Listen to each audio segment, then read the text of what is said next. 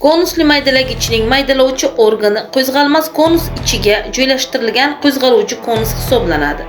Mahsulotni maydalash ikkita eksentrik joylashgan kesik konus qo'zg'aluvchi va qo'zg'almas konus orasidagi halqasimon ishchi maydonda sodir bo'ladi.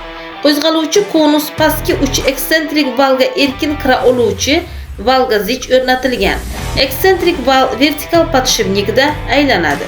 Eksentrik val maydalagichning o'z o'qi bo'ylab harakatlanganda konus valining uchi eksentrik val teshigi chizuvchi aylana bo'ylab harakatlanadi. O'z valining o'qi esa konusli yuza chizadi. Valning bunday harakatlanishi natijasida valga zich o'rnatilgan qo'zg'aluvchi konus qo'zg'almas konus ichida tebranadi va qo'zg'almas konus o'ng devoriga maksimal yaqinlashadi hamda qarama-qarshi devordan uzoqlashadi. Yarim aylanishdan so'ng maydalovchi konusning holati qarama-qarshi tomonga o'zgaradi. Chap devorga maksimal yaqinlashadi va o'ng devordan uzoqlashadi.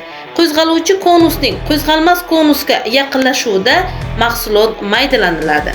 Jag'li maydalagichdan farqli o'laroq konusli maydalagichlar uzluksiz ishlaydi, chunki konus yuzasining qaysidir qismi xohlagan vaqtga yaqinlashib mahsulotni maydalaydi. Uzluksiz ishlash maydalagich mexanizmlarini va elektrodvigatel uzatmalarini zo'riqtirmaydi. Jag'li maydalagichlarga nisbatan konusli maydalagichlar yuqori mehnat unumdorligi, tinch ishlashi, maxavikning yo'qligi, ancha yuqori maydalanish darajasi, maydalangan mahsulot yirikligining bir tekisligi kabi bir qator afzalliklarga ega.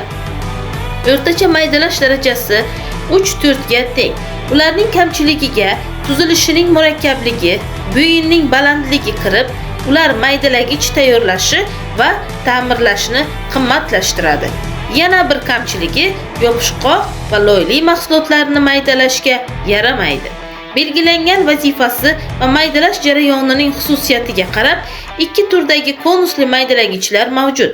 Osilma valli va tikka maydalovchi konusli. Yirik maydalash uchun konsul valli va qiya maydalovchi konusli, o'rtacha va mayda maydalash.